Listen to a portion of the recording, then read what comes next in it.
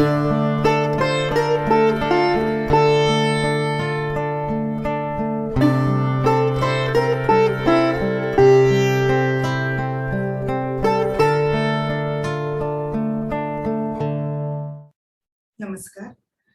आज आम्ही आपल्या भेटीस घेऊन आलेलो आहोत अशा असामान्य वैमानिकाला, ज्याने वायुसेनेत असताना अनेक जोखमी पत्करल्या आणि श्वास रोखून ठेवणाऱ्या साहसी वृत्तीने अचाट कामगिरी केली, ज्याचे वर्णन त्यांनी आपल्या निळाईच्या छटा या आत्मकथनपर पुस्तकात केले आहे. चला तर मग भेटूया एअर व्हाईस मार्शल या पदावरून सेवानिवृत्त झालेल्या श्री सूर्यकांत चाफेकर सर यांना.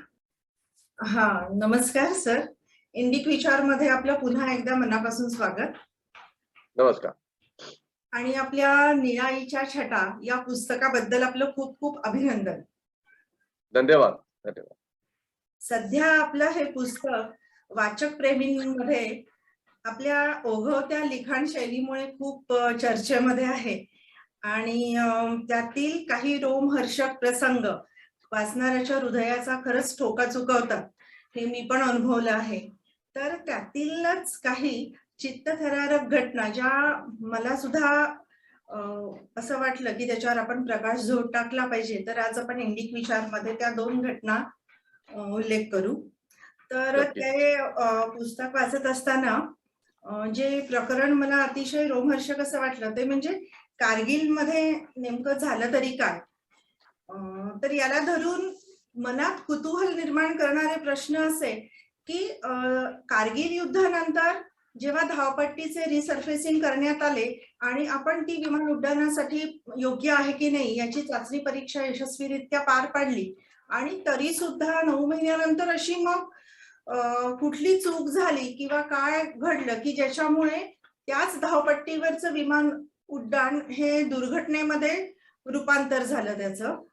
आणि मग त्यामध्ये आपला रोल काय होता, आपले वरिष्ठ अधिकारी आपल्या बरोबर होते का, आणि कुठल्या घटना चुकीच्या ठरल्या, कुठले निर्णय त्यावेळेला चुकीचे ठरले असं आपल्याला वाटलं. आणि आपलं विमान बघता बघता दुसऱ्या क्षेत्रामध्ये कधी भरगटलं, नेव्हिगेटर वरती त्याचा शोध घेता आला नाही आपल्याला. फायर अलार्म वाजू लागले आणि कॉकपिट मध्ये बसून समोर मृत्यू येतो आहे, तर आता त्याला आपण सामोरे कसे गेलात आणि आव्हान कसं दिलं, तर हे आमच्या प्रेक्षकांना थोडंसं याचं वर्णन थोडक्यात सांगाल. सर्वप्रथम जरी प्रेक्षकांना किंवा तुम्हाला हा इन्सिडेंट जास्त आवडला असेल किंवा हे असेल कारण आपण साधारणतः काहीतरी मोठं घडलं, काही प्रोत्साहित करणारं घडलं, खळबळजनक घडलं तर आपल्याला ते आवडतं. पण सुरुवातीला तुमच्या प्रश्नाचं उत्तर देण्यापूर्वी मी तुम्हाला या पुस्तकात लिहिण्यामागचा विचार काय आहे हे सांगणं फार महत्वाचं समजतो. आणि मी अगदी थोडक्यात ते सांगेन की कोणती संस्था असो, संस्था ही व्यक्तीपेक्षा मोठीच असते. मग ती कोणची असो, सिव्हिल मध्ये असो, सरकारी असो, मी तर इंडियन एअरफोर्स बद्दल बोलणार आहे तर ती इंडियन एअरफोर्स असो किंवा कॉर्पोरेट असो, संस्था ही नेहमीच मोठी असते व्यक्तीपेक्षा. आणि एक संस्थेची मूल्य असतात, ती संस्थेची मूल्य राखणं हे त्याच्यात असणाऱ्या सगळ्या व्यक्तींचं कर्तव्य आहे असं मी समजतो. पण कधी कधी काय होतं, संस्थेची मूल्य आणि व्यक्तिगत तुम्हाला म्हणता येईल चढाओढ किंवा व्यक्तिगत चांगलं व्हावं याची आशा, यामुळे एक संघर्ष असा निर्माण होतो. आणि तो संघर्ष जेव्हा तुम्ही सामोरे जाता, बघा असा आहे की कोणालाच अप्रिय व्हायला आवडत नाही जीवनात, किंवा वादविवादाशिवाय सुरळीत अगदी सरळ रेषेत साधं सरळ मार्गी सुरक्षित सुटसुटीत असं जीवन सगळ्यांना आवडतं.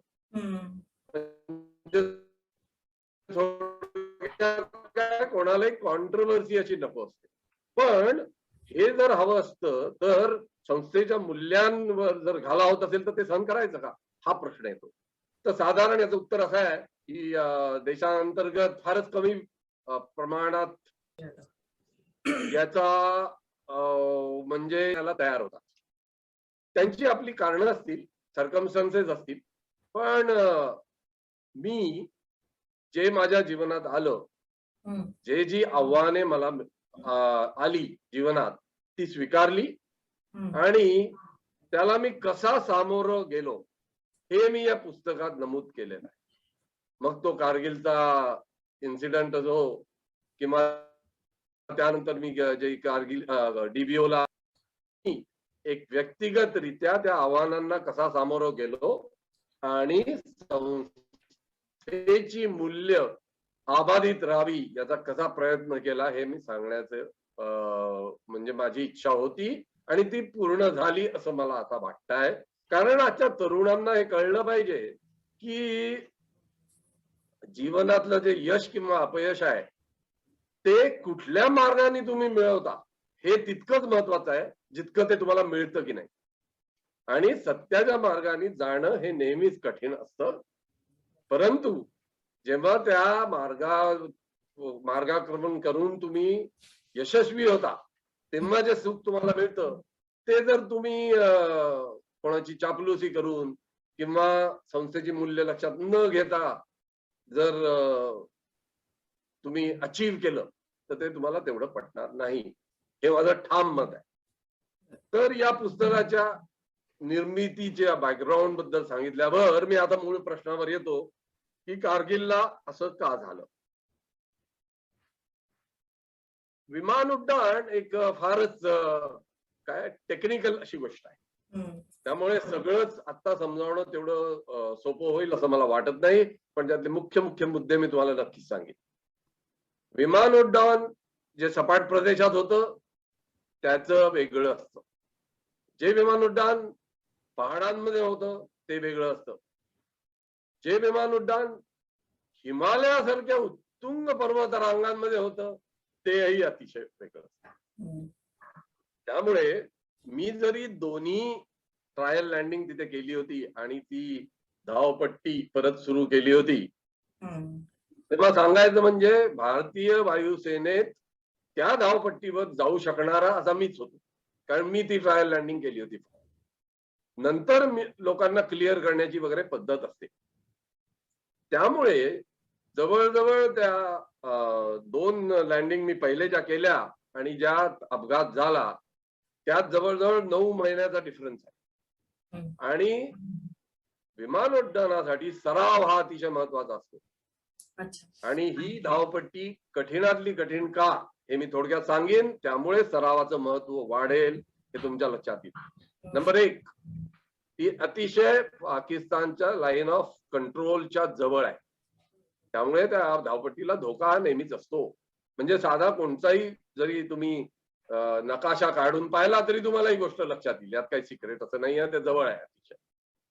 नंबर 2, ती पर्वतांनी वेढलेली आहे, जशा हिमालयातल्या सगळ्याच धावपट्ट्या जवळजवळ पर्वतांनी वेढलेल्या आहे, त्यामुळे एक विशिष्ट प्रकारेच तुम्हाला तिथे जावं लागतं. आणि तुम्ही जे नॅव्हिगेशन बद्दल बोलला, तर जे नॅव्हिगेशन असतं पहाडातलं नॅव्हिगेशन हे बरंच कठीण असतं. आजकाल आधुनिक नॅव्हिगेशनल एड्स अवेलेबल आहेत, अनेक आहे. इंटिग्रेटेड नॅव्हिगेशन सिस्टम आहे, त्यानंतर जीपीएस आहेत जे सगळ्या सामान्य लोकांना माहितीच असतं, अशा अनेक. पण पहाडात त्या तितक्या इफेक्टिव्ह नसतात, ते तुम्हाला लक्षात आलं पाहिजे. आणि त्यामुळे नॅव्हिगेशन जे तुम्ही करता ते अगदी जुन्या पद्धतीने करता, म्हणजे डोळ्यांनी जे बघाल ते खरं. त्यामुळे मी एक विशिष्ट पद्धत ठरवून घेतली होती की 22 ते 24,000 फूट उंची राखून धावपट्टी वर जायचं, धावपट्टी ओळखायची बरोबर, आणि मग स्पायरल मध्ये असं खाली उतरायचं. म्हणजे यातून 3-4 फायदे होतात. एक तर तुम्ही आपला मार्ग चुकू शकणार नाही, नॅव्हिगेशन चूक होणार नाही, कारण उंचावरून तुम्हाला जरा जास्त दिसतं. नंबर 2, पाकिस्तानच्या अगदी लाईन ऑफ कंट्रोलच्या जवळ असल्यामुळे त्यांनी काही कुरापती करू नये म्हणून असं स्पायरल डिसेंट बरं होतं, म्हणजे त्यांच्या रडार मध्ये किंवा त्यांच्या नजरेत तुम्ही कमीत कमी वेळा असता. आणि तिसरं म्हणजे ती धावपट्टी इतकी पहाडांच्या जवळ आहे की तुम्हाला जे एक पॅटर्न करावं लागतं, त्याला आम्ही सर्किट पॅटर्न म्हणतो. म्हणजे तुमची हाईट, स्पीड, डायरेक्शन बरोबर येऊन तुम्ही अचूकपणे विमानपट्टीवर उतरू शकता. ते करायला तिथे जागा कमी आहे. त्यामुळे स्टॅबिलाइज व्हायला विमान वर येणे आणि मगच उतरणे हे महत्वाचे असते. या सगळ्या गोष्टी त्या मी केलेल्या दिवशीच्या विमानोड्डाणात आम्ही करू शकलो नाही. त्याची कारणं अनेक आहे आणि ती कारणं मी जर आता सांगितलं तर पुस्तक वाचण्यात लोकांना तेवढा हुरूप राहणार नाही, म्हणून मी ते इथेच थांबवतो. येस, माझ्या बरोबर एक फारच वरिष्ठ असा अधिकारी होता, त्यामुळे माझ्यावर थोडा दबाव असणे साहजिक होतं. आणि तो वरिष्ठ अधिकारी या विमानाचा उड्डाणात प्रवीण नव्हता हे सांगायला नको. तर काही चुकांमुळे आणि पहाडात लक्षात घ्या, लाईन ऑफ कंट्रोल म्हणजे काय, अशी एक लाईन ड्रॉ केलेली असते आणि त्याच्या पलीकडे जायचं नाही असं नसतं. तर एक टेकडी आपल्याकडे असते, एक टेकडी त्यांच्याकडे असते, मधली दरी कोणाकडे असते. त्यामुळे थोडं नॅव्हिगेशनलच्या चुका तिथे होणं साहजिक असतं. त्याची काळजी घेण्यासाठीच मी माझ्या प्रोसिजर्स मध्ये म्हटलं होतं की 24-25 हजार फूट वर राहायचं, वर यायचं, धावपट्टी ओळखायची आणि मग उतरायचं. पण त्या दिवशी आम्ही असं केलं नाही आणि आधीच थोडं खाली आणलं विमान आणि त्यामुळे काही चुका घडल्या आणि अगदीच आम्ही पार केली लाईन ऑफ कंट्रोल असंही म्हणता येणार नाही, कारण काय उंचीवर तुमचे विंग्स त्यांच्या ह्याच्यात असू शकतात. पण 10 किलोमीटरच्या आसपास, म्हणजे आमच्याकडे 10 किलोमीटर किंवा त्यांच्याकडे 10 किलोमीटर इतक्या गेलो असण्याची शक्यता आहे. आणि त्यामुळे त्या मिसाईल दागण्यात आलं. माझ्या उजव्या इंजिनला आग लागली. आता एक गमतीदार गोष्ट, गमतीदार आता म्हणायची कारण आम्ही त्यात वाचलो, ती अशी की हे मिसाईल जे दागण्यात आलं ते त्याला 2 फ्यूज असतात. एक म्हणजे प्रॉक्सिमिटी फ्यूज असतं, एक इम्पॅक्ट झाल्यावर फ्यूज असतं. म्हणजे ते टकरावलं विमानाला की ते ब्लास्ट होतो आणि विमान. पण याचे फ्यूज खराब झाल्यामुळे ते एका प्रोजेक्टाईल सारखं इंजिन मधून निघून गेलं आणि त्यांनी सगळ्या पाईपलाईन, म्हणजे इंधनाच्या पाईपलाईन, तेलाच्या पाईपलाईन सगळ्या तोडल्या आणि त्यामुळे उजव्या इंजिनाला आग लागली. ती आग उजव्या पंखावर सुद्धा पसरायला लागली. पण या गोष्टी आम्हाला शिकवलेल्या असतात. या इमर्जन्सी, यांना आम्ही क्रिटिकल इमर्जन्सीज म्हणतो. याच्यात आमची तयारी छान असते. त्या तयारीनुसार मी सगळं कार्य केलं आणि आग विझवून, आता तर कारगिलला उतरणं शक्य नव्हतं म्हणून आम्ही जवळजवळ 31 मिनिटं फ्लाइंग करून लेहला उतरलो. तर या पहाडात आग लागल्यानंतर विमान नेण्याची ही पहिलीच वेळ असेल असं म्हणता येईल. कारण एक इंजिन कमी असल्यावर 2 इंजिनाच्या विमानाला एक इंजिन नाकाम झाल्यावर तुम्हाला पाहिजे तेवढी उंची अबाधित ठेवता येत नाही. म्हणजे विमान खाली खाली खाली येत जातं आणि खाली पहाड आहे. त्यामुळे दऱ्यांमध्ये जाऊन काही पहाडांच्या अगदी जवळ लागून असं कसं बस विमान आम्ही आणून लेहला उतरवलं. त्यामुळे बरंच काही पुढचं टाळता आलं असं म्हणता येईल. आणि म्हणून हा म्हणजे कोणाची चूक, कोणाचं काय, हे तुम्ही जेव्हा पुस्तक वाचाल तेव्हा जास्तच नीट कळेल. कारण एवढ्याच कमी वेळात सगळं सांगणं हे शक्य नाही. पण त्यातल्या त्यात जे काही सांगता येईल ते मी तुम्हाला सांगितलं. ओके. तर मग तर ही घटना म्हणजे ही दुर्घटना इंडियन एअरफोर्सच्या इतिहासामध्ये कशा रीतीने काउंट केली गेली, म्हणजे त्याच्यावरती काही चौकशी समिती नेमली गेली का आणि पुढे इन्व्हेस्टिगेशन झालं का?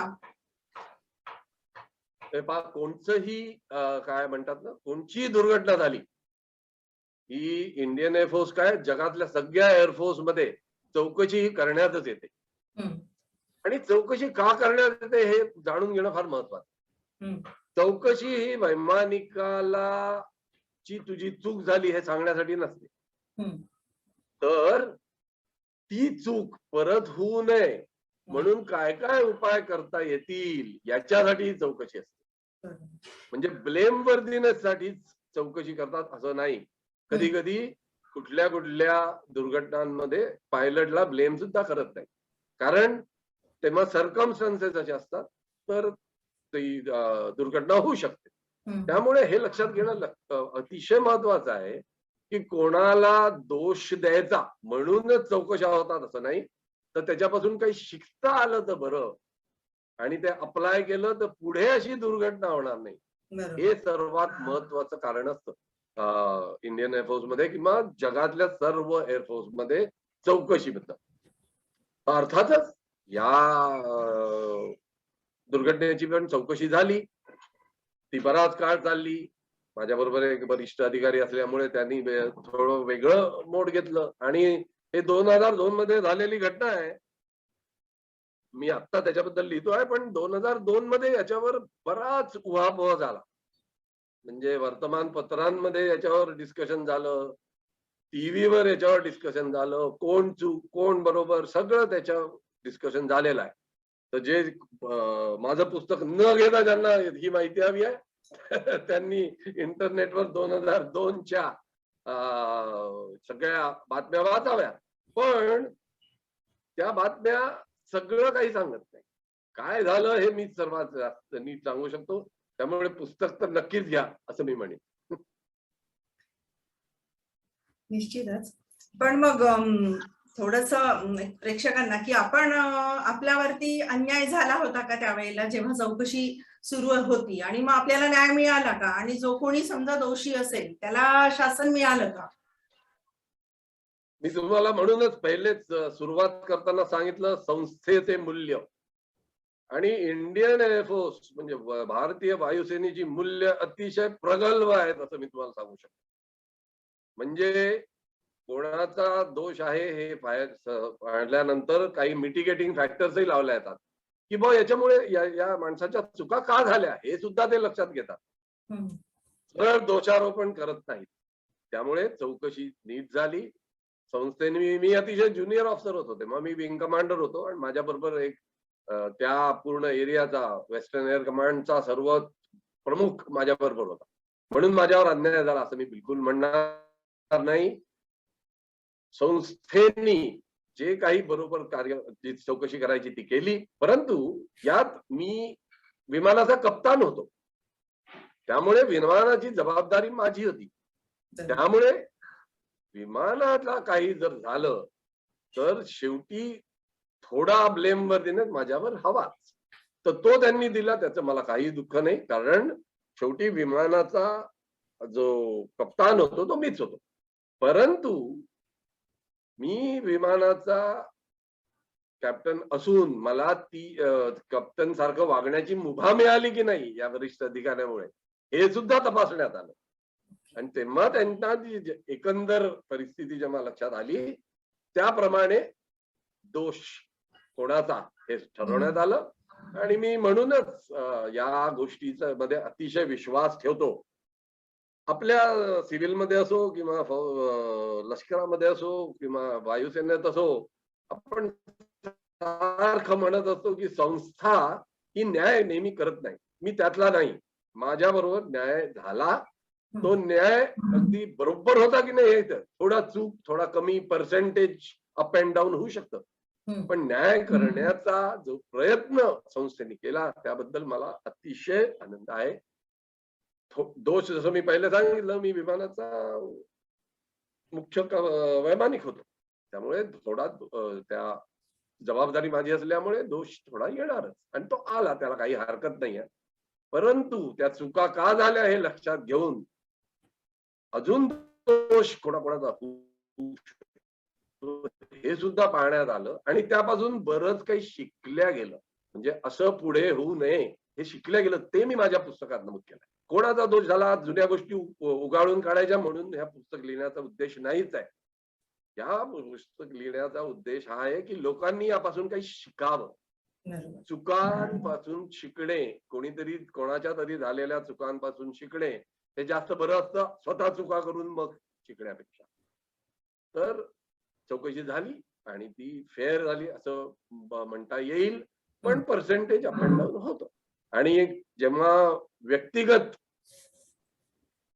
तुम्ही विचार करता तेव्हा तुम्हाला नेहमीच वाटेल की मला जरा जास्त दोष झाला, दुसऱ्याला कमी झाला. हे तर आपल्या व्यक्तिमत्वात प्रत्येक मनुष्याच्या असतंच. पण तरी या दुर्घटनेमुळे माझ्या संस्थेवरचा विश्वास वाढला, हे मला सांगायचं आवडेल.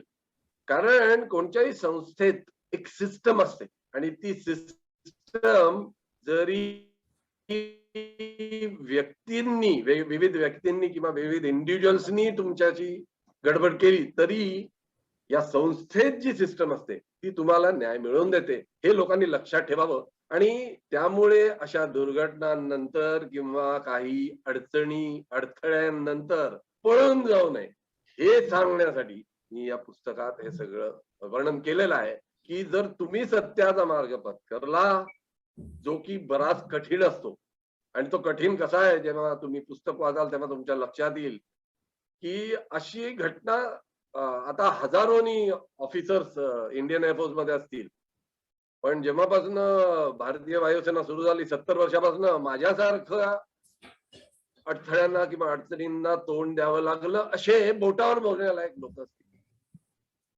आणि म्हणून ही गोष्ट लोकांपर्यंत पोचावी, सांगावी, मुलांना आजच्या कळावं की सगळं सोपं नसतं आणि सत्याचा मार्ग तर नसतो.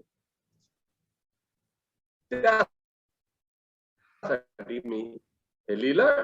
चौकशी बद्दल सुद्धा त्यात मी अनुभव केलंच आहे.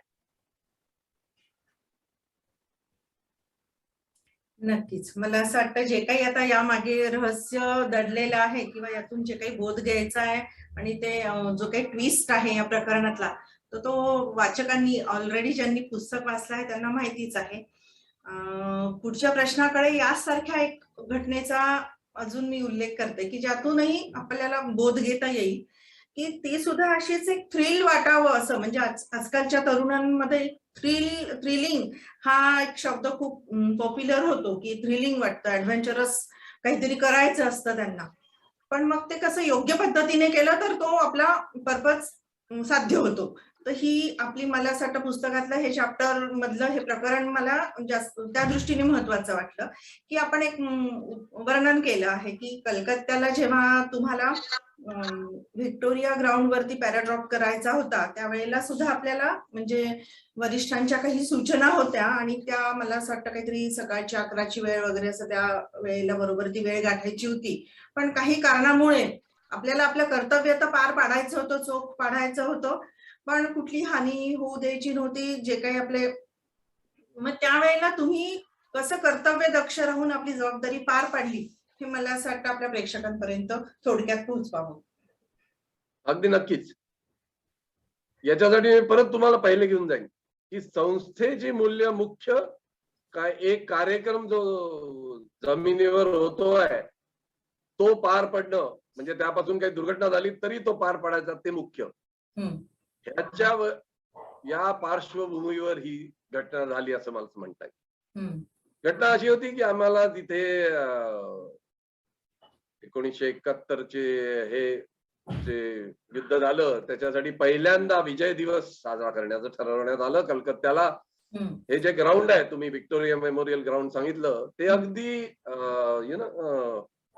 जो सिव्हिल रनवे आहे त्याच्या अगदी जवळ आहे. म्हणजे तुम्हाला सांगतो, जिथे विमान उतरवताना जो मार्गक्रमण तुम्ही करता, तर तो विमान जो मार्गक्रमण करता त्याच्या अगदी डावीकडे मैदान आहे असं म्हटलं तरी चालेल. आणि हवेतनं पाहिलं तर जस्ट 10 किंवा 3 किंवा 4 किलोमीटर दूर आहे असं दिसतं ते. तर काय झालं, सिव्हिल एअरफील्डनी आणि तिथल्या एटीसीनी सगळी वाहतूक बंद करायची होती. कारण मला जर पॅराड्रॉप करायचं तर पॅराट्रुपर जोपर्यंत जमिनीवर येत नाही तोपर्यंत तिथला जो धावपट्टी 1-1 म्हणजे रनवे 1-1 उपयोगात आणायचा नव्हता. म्हणजे तिथली सिव्हिल ट्रॅफिक थांबवायला हवी होती. हे सगळं आधी आम्ही ठरवून घेतलं होतं एटीसी बरोबर वगैरे वगैरे. परंतु जेव्हा आम्ही उड्डाण भरली, कलकत्त्याहूनच सिव्हिल एअरपोर्ट वरनच आम्ही उड्डाण भरली आणि तिथे वर गेलो आणि एका उंचीवर फेऱ्या मारत होतो. वाट पाहत की खालची ट्रॅफिक बंद व्हावी, मग आम्ही पॅराट्रूपर ड्रॉप करू. पण सतत सिव्हिल विमानं आमच्या खालून जात होती आणि तशा स्थितीत जर मी पॅरा ड्रॉप केला असता तर काय झालं असतं हे तुमच्या लक्षात येईलच. बरोबर. ते पॅराट्रुपर्स त्या विमानांवर गेले असते, त्या विमानांचं नुकसान, पॅराट्रुपरच्या जीवहानी. त्यामुळे पण आता खाली जो ऑफिसर होता तो एक मोठा प्रोग्राम कंडक्ट करत होता. तिथे सिव्हिल डिग्नेटरीज होते, तिथे लष्कराचे डिग्नेटरीज होते. तर त्याची जबाबदारी होती की सगळं वेळेवर पार पाडावं. म्हणून तो मला सारखा सांगत होता की तुम्ही ड्रॉप करा, काही होत नाही. पण त्यावेळी जर मी बरोबर डिसिजन घेतलं नसतं तर नक्कीच एक मोठी दुर्घटना झाली असती. हे सांगण्यासाठीच मी हा इन्सिडेंट तिथे सांगितला.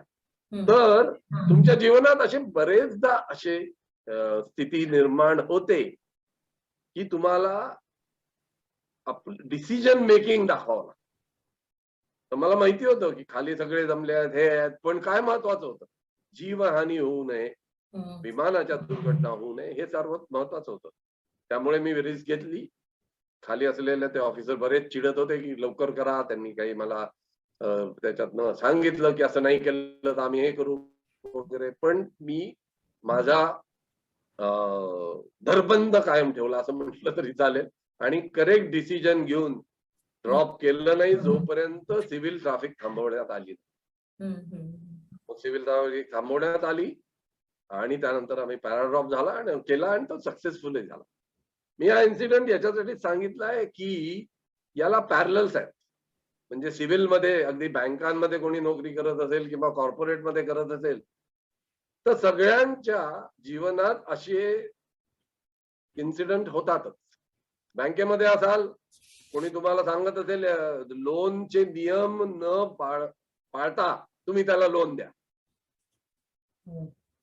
असं तुमचा बँक मॅनेजर म्हणू शकतो. कधी म्हणेल तसं नाही, मी एक उदाहरण देतो.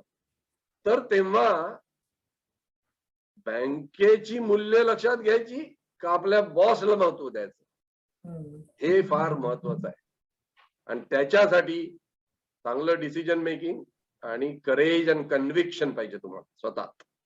आणि ते आजकालच्या सोसायटीत तुम्ही जर डावी उजवीकडे पाहत गेला तर तुम्हाला लक्षात येईल की कमी होत आहे. त्यामुळेच मी या पुस्तकाद्वारे लोकांना हे सांगू इच्छितो की सत्याचा मार्ग अवलंबला तर यश मिळत नाही. हे जे आता ठाममत लोकांचं झालंय ते चुकीचं आहे.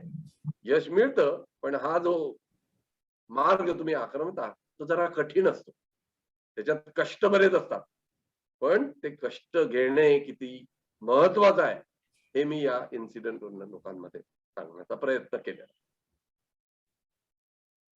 छान सर. मला असं वाटतं आपलं इंग्लिश एडिशन पण लवकरच येते आहे, शेड्स ऑफ ब्ल्यू.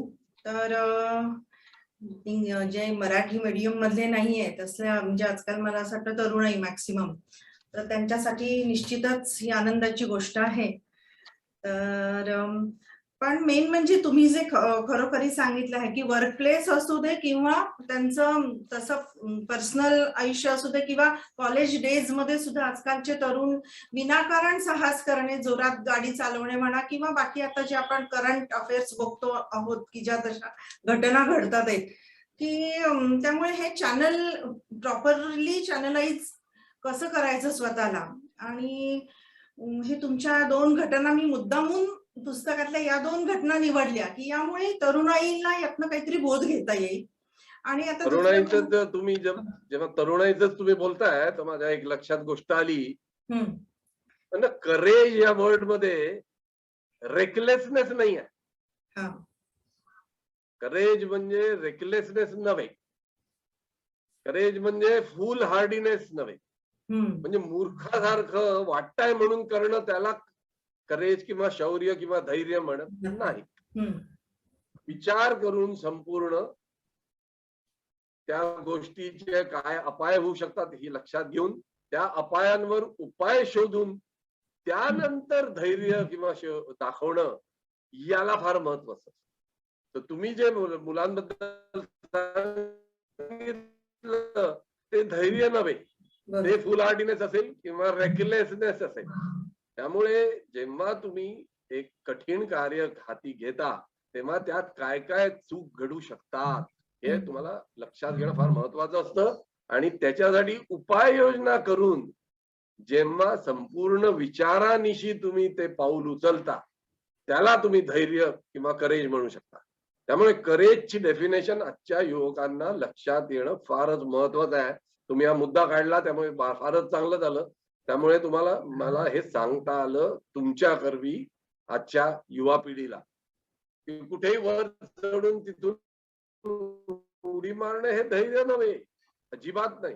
पण जे कार्य तुम्ही करता आहात त्याच्यापासून समाजाला देशाला काय फायदा होणार याच्या गोष्ट लक्षात घेऊन जर तुम्ही ते कार्य करत असाल तर ते मग करेज किंवा धैर्य किंवा शौर्य आणि त्याला काही अर्थ असतो.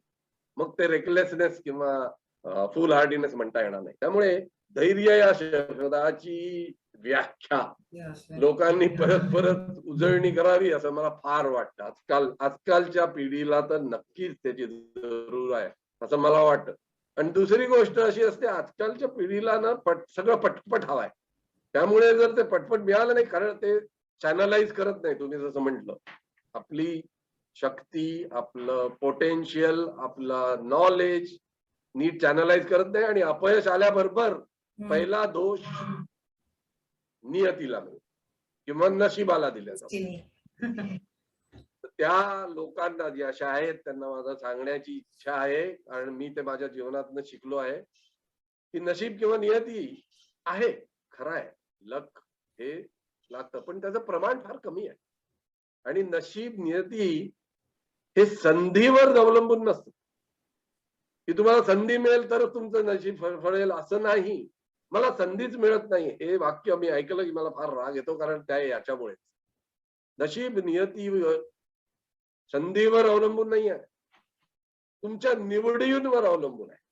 आता माझ्या पुस्तकात मी अनेक इन्सिडेंट दिले आहेत त्याच्यात मी कसा वागलो हे महत्वाचं आहे. आणि माझ्या जागी जर दुसरा कोणी असता तो कसा वागला असता हा तुम्ही विचार करून पहा आणि तुमच्या लक्षात येईल या आपल्या समाजात जवळजवळ 95 ते 96% लोक साधारणतः मी जे केलं त्याच्या उलट काम त्यांनी केलं असतं. कारण काय? कारण सोपा मार्ग पत्करणे. संस्थेच्या मूल्यांपेक्षा व्यक्तीच्या त्या तुमच्या वरिष्ठ व्यक्ती तुमच्या वर जी आहे त्याचा जास्त विचार करणे. म्हणजे तुम्हाला तुम्ही अप्रिय होणार नाही याची जास्त लक्ष देणं. त्यामुळे समाजात जे हे आजकाल चाललंय आजकाल आपण भ्रष्टाचाराबद्दल बोलतो याच्याबद्दल बोलतो ते कामुळे याच्यामुळे की संस्थेची मूल्य जपणं आपण तेव्हाच विचार करतो जेव्हा स्वतःला आपण वाचवू शकतो. मी तुम्ही सांगितलेले दोन्ही इन्सिडेंट मध्ये दोन्हीतही मला दोष मिळण्याची शक्यता पूर्ण होती पण तरीही मी ते आव्हान स्वीकारलं आणि मी म्हंटल मी सत्य बोलणार. मग काय करायचंय संस्थेची मूल्य इतकी स्ट्रॉंग आहेत की संस्था मला जस्टिस देईलच हे मला माहिती होतं. आणि मी शेवटी रिटायर झालोय तो एअर व्हाईस मार्शल म्हणून रिटायर झालोय तर वाचकांना आणि आजचे हे ऐकतायत त्या प्रेक्षकांना हे नक्कीच कळेल की सत्याचा मार्ग अवलंबूनही मला जस्टिस मिळालं. त्यामुळे जर तुम्ही कुठल्या कठीण प्रसंगात जात असाल तर जर तुम्ही त्याचा सामोरे जाण्याचं धैर्य ठेवलं तर तुम्हाला यश नक्कीच मिळेल. पण ते धैर्य न दाखवता नशिबावर किंवा नियतीवर दोष देणं बरोबर नाही असं मी म्हणेन. बरोबर.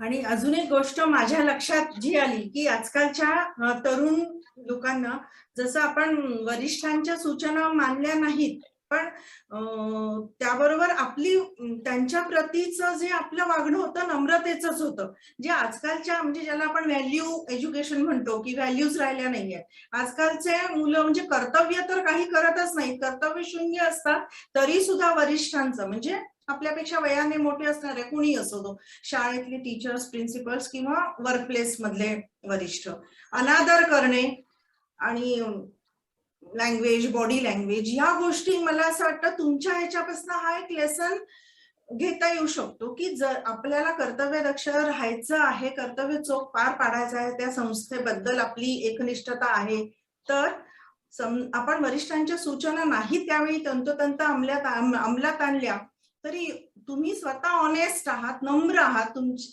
भाषा तुमची असली पाहिजे. मला असं वाटतं हा गिव्ह अवे म्हणजे मेसेज आहे.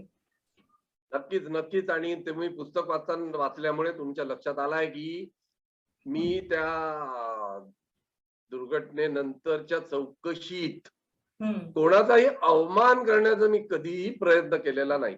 मी फक्त आपली माझी बाजू मांडली आणि त्यांना सांगितलं की हे असं घडलं ते यामुळे. तर अशा कठीण परिस्थितीत तुम्ही आपला बॅलन्स ठेवणं फार महत्वाचं आहे. आणि ते करताना त्याच्यावर तुम्ही मात करून पुढे जेव्हा जाता तेव्हा ते विसरून जाऊन संस्थेसाठी आता तुम्ही अजून काय करू शकता हे पाहिलं पाहिजे. त्यामुळे माझ्या दुर्घटनेनंतर 6 वर्षांनी लागलीच मी जगातल्या सर्वात उंच धावपट्टीवर विमान उतरवलं आणि माझ्या कृतीद्वारे दाखवलं की तेव्हा जी गडबड झाली ती फक्त माझ्यामुळे नव्हती. कारण इथे जे DBO ला मी लँडिंग केलं ते पण चायनाच्या लाईन ऑफ ऍक्च्युअल कंट्रोल पासून अतिशय जवळ होतं. ते कारगिल पेक्षा जास्त कठीण होतं. तरी मी यशस्वीरित्या ते केल्या. त्यामुळे तुम्ही लोकांचा अवमान करण्यापेक्षा, त्यांच्याशी उद्धटपणे वागण्यापेक्षा आपल्या कृतीतून दाखवावं की बा माझी चूक नव्हती. आणि सगळ्यांनी ते मान्य केलं म्हणूनच मी एअर व्हाईस मार्शल म्हणून रिटायर झालो असं मी म्हणेन. तर अशा दुर्घटना झाल्यावर एकदम घाबरून न जाता सत्याचा मार्ग जर तुम्ही पत्करला आहे तर तो घेऊन, नाही तर काय होतं आजकाल सर्व्हिसेस मध्ये हे होतं की काहीतरी झालं बरोबर संस्थेबरोबर नीट सगळं जमलं नाही की आपले पेपर्स टाकून नोकरी सोडून द्यायची. कारण वैमानिकांना बाहेर नोकऱ्या छान मिळतात, पैसाही आहे आणि नोकऱ्याही उपलब्ध आहे. पण मी तो मार्ग निवडलाच नाही. कारण मला एअरफोर्स मध्ये राहूनच हे सांगायचं होतं की जी काही छोटी मोठी दुर्घटना झाली ती त्याच्यात माझा दोष किती होता हे लोकांच्या लक्षात आलं पाहिजे. आणि त्यासाठीच मी हे लिहिलं आहे. आणि ही दुर्घटना झाल्यानंतरही चाकोरी बाहेरचं जीवन आणि चौकटी बाहेरचे विचार करणं मी सोडलं नाही. म्हणजे घाबरून गेलो नाही की मागच्या वेळी असा ऍक्सिडेंट झाला तर आता मी जेव्हा जगातल्या सर्वात उंच धावपट्टीवर विमान उतरवायला गेलो ते कठीण होतं, त्यातही चुका होऊ शकत होत्या, तर कसं होईल हा विचार मी करत नाही राहिलो. कारण संस्थेसाठी आणि नेवळ संस्थेसाठी नाही तर देशासाठी हे माझं लँडिंग अतिशय महत्वाचं होतं. त्याच्यात एक सामरिक महत्व होतं. त्यामुळे स्वतःचाच व्यक्तिगत विचार सतत करत राहणं कसं चूक आहे. मी पण नोकरी सोडून सिव्हिल एअरलाइन्स मध्ये गडगंज पैसा कमवू शकलो असतो. 2-2, 2.5 लाखाचा पे आणि पर्क्स तेव्हा मिळत होते. पण माझं ते ध्येय नव्हतंच. मी जे वायुसेना मध्ये भरती झालो होतो ते वेगळ्या कारणासाठी झालो आणि त्या छोट्याशा दुर्घटनेमुळे ते कारण बाजूला सारायचं असं मला कधीही वाटलं नाही. तर यापासून आजच्या तरुणांनी शिकावं काही याच्यासाठी मी हे इन्सिडेंट सुद्धा दिलेले आहे. बस सर, शेवटचा हा एकच प्रश्न की वाचकांनी यातून काय बोध घ्यावा, कुठली प्रेरणा घ्यावी, एवढा एक संदेश आपण द्यावा आणि आपण आज इथे थांबूया. जवळजवळ सर्व संदेश तर मी दिलाच आहे, पण मुख्य जर सार सांगायचं तर मी हेच सांगेन की जर तुमचा तुमच्यावर विश्वास आहे आणि जो मार्ग तुम्ही आक्रमत आहात तो सत्याचा आहे, तर यश हे तुम्हाला मिळणारच. नशीब, हो, नशिबावर आणि नियतीवर थोडंफार प्रमाणात तुमचं यश अवलंबून असतं, पण संधी मिळाली तरच तुमचं नशीब उजळतं असं नाही. तर तुम्ही काय निवडता, सगळ्यांसमोर विविध गोष्टी, विकल्प असतात, अवेलेबल असतात. त्या विकल्पामधली निवड तुमची बरोबर आहे की नाही यावर सुद्धा तुम्ही जीवनात यश प्राप्त करू शकता की नाही हे तुम्हाला ठरतं. त्यामुळे मला असं वाटतं की ज्या जीवन मूल्य आहेत, जी आपल्या महाराष्ट्रीयन घरात घराघरांमध्ये शिकवली जातात, पण तेव्हा तुम्ही तरुणाईत ती मूल्य इतकी महत्वाची नाही असं सगळ्यांना वाटतं. मला सुद्धा वाटत होतं, त्यात काही वावगं नाही. परंतु मी अनुभवावरून हे लक्षात माझ्या आलं की जी जीवन मूल्य आपल्या मराठी घराघरातनं पालक मुलांना देत असतात ती फार महत्वाची असतात. आणि ती जीवन मूल्य जर तुम्ही पाळली तर जीवनात यश तर तुम्हाला मिळतच, पण त्याबरोबर जे समाधान मिळतं ते दुसऱ्या कुठल्याही गोष्टीपासून मिळू शकत नाही. वा सर, खूपच छान. आज आपण इंडी विचारला भेट देऊन मला असं वाटतं प्रेक्षकांपर्यंत खूप चांगला संदेश पोहोचवला आहे. आणि आपलं पुस्तक मला असं वाटतं बहुतेकांनी म्हणजे महाराष्ट्रात तर सगळ्या घराघरात पोहोचलेलं आहेच आहे. आणि आता ज्यांना माहित नव्हतं त्यांनाही आपल्या इंडियाद्वारे आम्ही पोहोचवतो आहोत. आल्याबद्दल आभारी. धन्यवाद. धन्यवाद.